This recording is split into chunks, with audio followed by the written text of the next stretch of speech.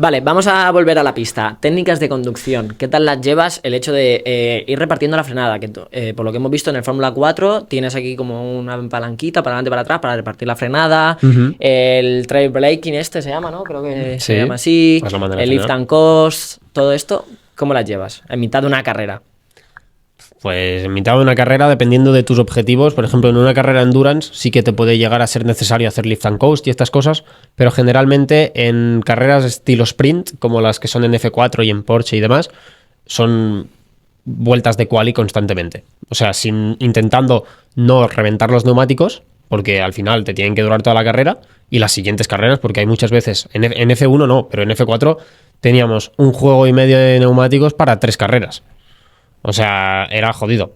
Entonces, a nivel de técnica, es simplemente la técnica más eficiente de pilotaje durante todas las vueltas, que es, por ejemplo, el trail braking y todo esto, frenar lo más tarde que puedas, intentando también acelerar lo más tarde que puedas, y esto tiene que incluir frenar súper fuerte, fuertísimo, porque en un freno de competición se tiene que frenar en torno a los 100 kilos o más, súper fuerte, y entonces no tenemos ABS ni sistemas de tracción ni nada. Entonces, tú tienes que ajustar la presión de freno a lo que la tracción de las ruedas te permita. Entonces, la inercia de un coche es muy, muy alta cuando vas a alta velocidad. Entonces, tú, a 200 y pico kilómetros por hora, por muy fuerte que le des a los frenos, los neumáticos delanteros no los vas a bloquear. Pero a nivel de que esta inercia y velocidad disminuye, digamos que el coche empieza a rebajar el peso hacia atrás debido a que cada vez va más lento. Entonces, estás tú también obligado a reducir la presión de freno para no bloquear los neumáticos.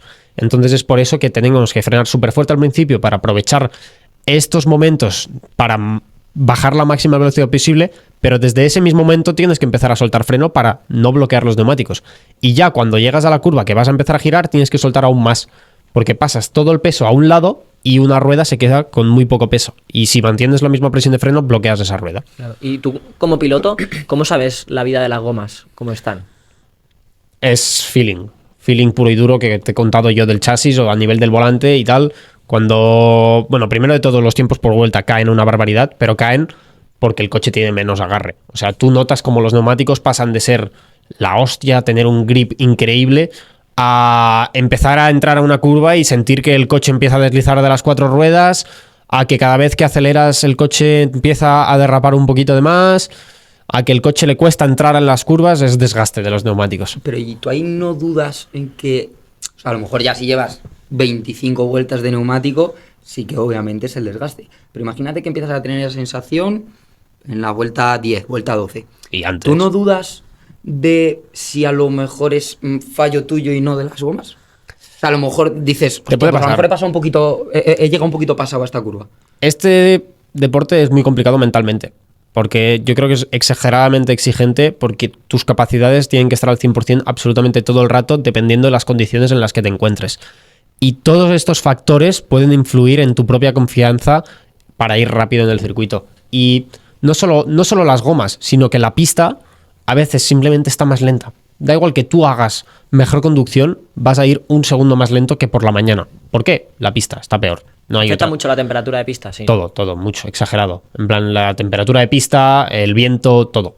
Todo puede afectar muchísimo. Entonces, a nivel de feeling tuyo, pues tienes que simplemente centrarte en hacer lo tuyo, conducir lo mejor que puedas, y en la situación en la que estés, los demás están igual. Entonces tú tienes que exprimirlo al máximo, sabiendo que esto puedes estar haciéndolo mejor o peor, pero simplemente pues tienes que seguir y seguir y seguir haciendo. Y si llegas a una curva y cada vez te das cuenta que frenar en este punto ya no te está siendo bien porque te vas largo después, pues tienes que adaptarte tú pues a frenar un poquito antes. En una mitad de una carrera el viento puede cambiar. Tú puedes tener viento de cola al principio, frenar en 120 metros, pero de repente a final de carrera lo tienes de cara a 100 kilómetros por hora. Entonces pues tienes que frenar más tarde porque te frena el coche. Qué locura, son tantas cosas que hay detrás. Y vale, yo te quiero hacer una pregunta un poco más técnica porque no la entiendo, ¿vale? Lo natural cuando a ti se te va el coche de atrás es hacer un contravolante, ¿vale? Y enderezar el coche, ¿vale? Pero hay una famosa técnica que es el subviraje inducido, que no llego a entenderlo. O sea, ¿cómo se te puede ir estar yendo y tú girar todavía un poco más para estabilizar el coche? Mira, esto lo Ponlo en castellano, porque si no, no lo vamos a entender. Sí, a ver, esto lo probé Un día en un test que tenía ya los neumáticos hechos mierda, que ya se había terminado el test y era bandera roja y estaba entrando para boxes. Y digo, va. En plan, ¿sabes estos pensamientos intrusivos que te pasan, yo qué sé, yendo al coche y dices, chócate? No. Pues de repente estaba en Paul Ricard y digo, ¿qué pasa si meto el volante a tope a 200? Y en la curva de repente giro, hago así, taca. En plan, le meto a tope y el coche se te va.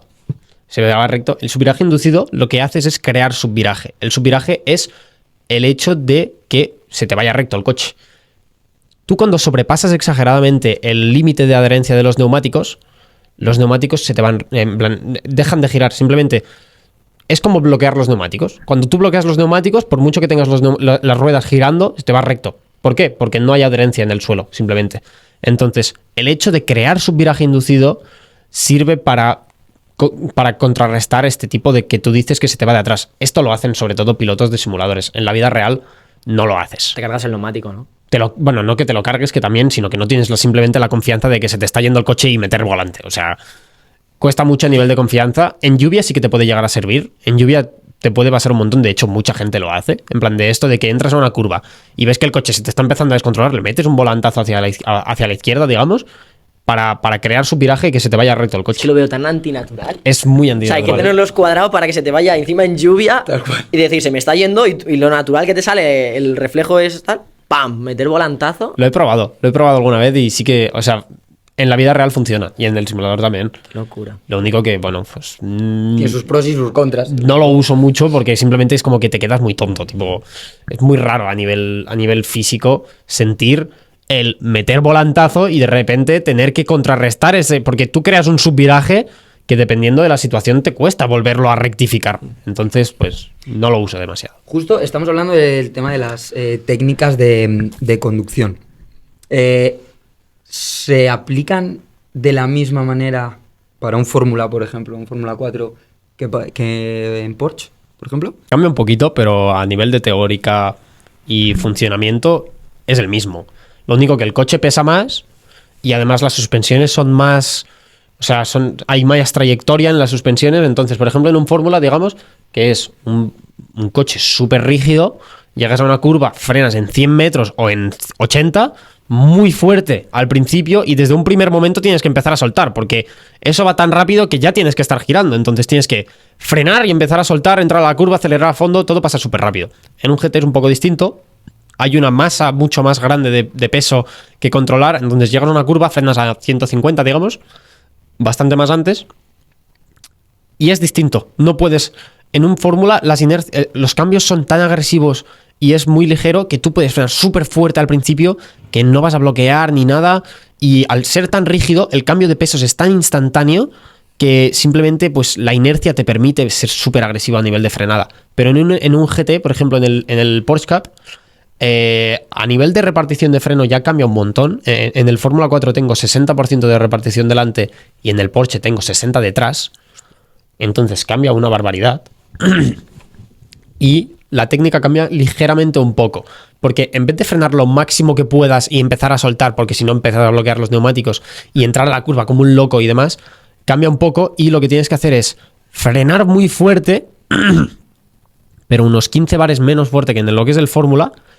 Pero en vez de empezar a soltar, tienes que frenar súper fuerte, mantener ese pico durante unos metros, mantener esa misma presión, que es muy complicado. A mí me he adaptado rápido, pero es raro el hecho de estar frenando fuerte y mantenerlo ahí, porque es complicado también a nivel físico. Entonces tú frenas súper fuerte, lo mantienes y llega un punto que esa inercia empieza a rebajarse, tienes que soltar un poquito más, volver a mantenerte en ese poquito más, que siguen siendo quizás 80 bares, que son 80 kilos, pero que ya te contrarrestan el hecho de bloquear en mitad de la recta, y ya cuando empiezas a girar es cuando haces la regresiva final. Es la misma técnica, más alargada, porque son más metros en los que tienes que frenar, y a nivel de pico de fuerza es un poquito menos presión, porque si eres muy agresivo con un coche que realmente las suspensiones varían un montón, lo que puedes hacer es frenar súper fuerte delante y que las ruedas de detrás te pierdan adherencia. Bloqueas los neumáticos de atrás y trompeas en mitad de la frenada.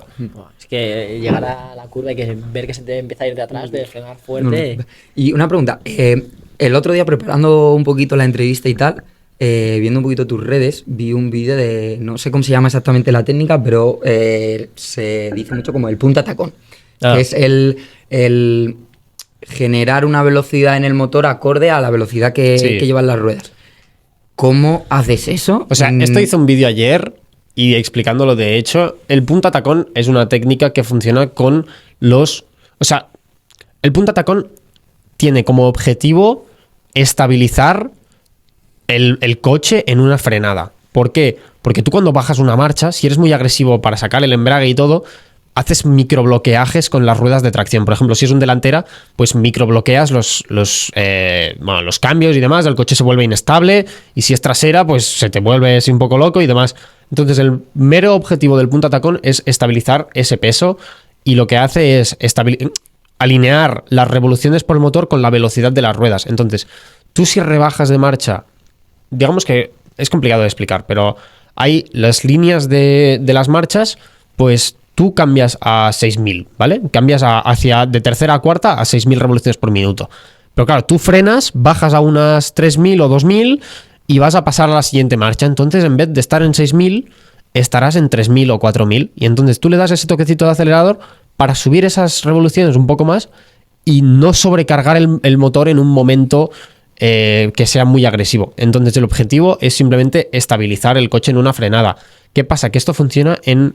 El hecho de estar así frenando y acelerando a la vez, esto funciona con coches manuales, donde tienes un embrague que estar tocando. En cambio, nosotros hoy en día no tenemos manuales, tenemos secuenciales. Y este sistema se hace automáticamente, que se llama el autoblip. Es a nivel electrónico. Tú cuando le das a la leva, simplemente el coche da un input de acelerador. Simplemente lo tiene así estipulado. Da un toquecito así de acelerador. De hecho, lo probé en el F4. No te permite bajar de marcha si estás acelerando un poco. Entonces, cuando estaba 5% de acelerador y le daba a bajar de marcha, el coche aceleraba. Porque tiene entendido cada vez que le das a la leva que acelere. Pero como estás dando acelerador, el coche no bajaba de marcha. Y es eso. El funcionamiento hoy en día es automático del punta tacón.